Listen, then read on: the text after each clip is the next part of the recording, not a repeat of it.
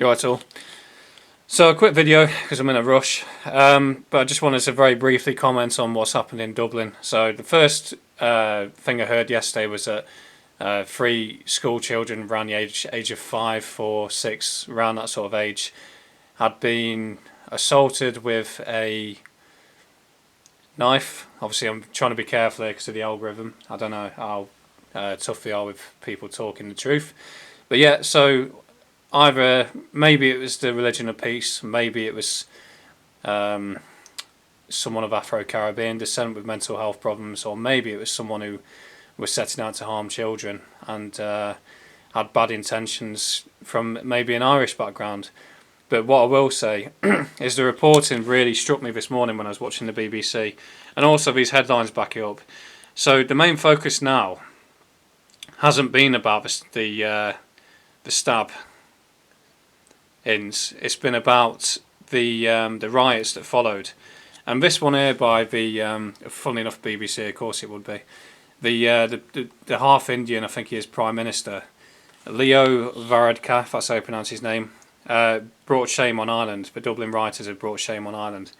Absolute rubbish, right? The people of Ireland, people of the Western Europe, people of the Western world in general, the whites, the ethnically white people, I've had enough. You know, if this was a religion of peace attack, or whether it was a person of Afro-Caribbean descent, I've already seen enough videos in Ireland now where the new arrivals are causing endless problems up and down the country. Ireland's a small population as well in comparison to England. It's only 5 million. It wouldn't take long to transform that place. 1 million migrants move there. That's 1 in 6 people already.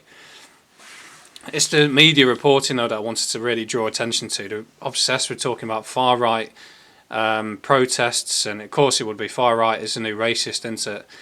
Because I know racist has kind of had its day now, that term. But these politicians and police officers saying that the rioters have brought shame on Ireland, absolute rubbish. It's you people who brought shame onto Ireland. You know, you brought in all these people which you never asked the Irish people about.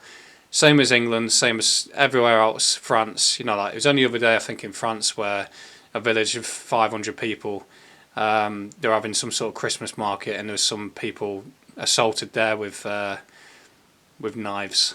So it's happening not just in Ireland, and at some point people are going to snap, people are going to get fed up. Maybe this is part of your plan so you can bring in order out of chaos. But yeah, my main point before I wrap this up, before I forget as well, we've seen it before with the media. I had to cover the ethnicity of the perpetrators up. So in Nottingham back in June, July time, you had them 3 English people, 2 university students and a caretaker that were assaulted, minding their own business, totally innocent, and there was an African guy of Afro-Caribbean descent that did it. And the media did everything they could to keep that quiet, keep that hidden. We all know with George Floyd, if it was the other way around, that would be endless worldwide news coverage and there'd be real riots, London 2011 style. But yeah, the media, yet again, just proving that you can't trust the media, particularly the British and Western media, and also the police force as well. You know what I mean? This is a different video, but the police force there are there to maintain an order. They're not there to really maintain disorder. What I mean by that is the only thing really stopping Europeans fighting back and defending themselves against the invasion that's happening is the police officers. Obviously there's more things to it like the financial system, but at some point what are people going to do? And good on the Irish and the French, you know, they're much easier to mobilise. The English are very passive and apathetic, but you know, the Irish are much more fiery, and hopefully, I'm not obviously endorsing rioting, but I'm just saying at what point do people say, well, what else do we do? We've done the protesting, we've done the voting, neither of them have worked.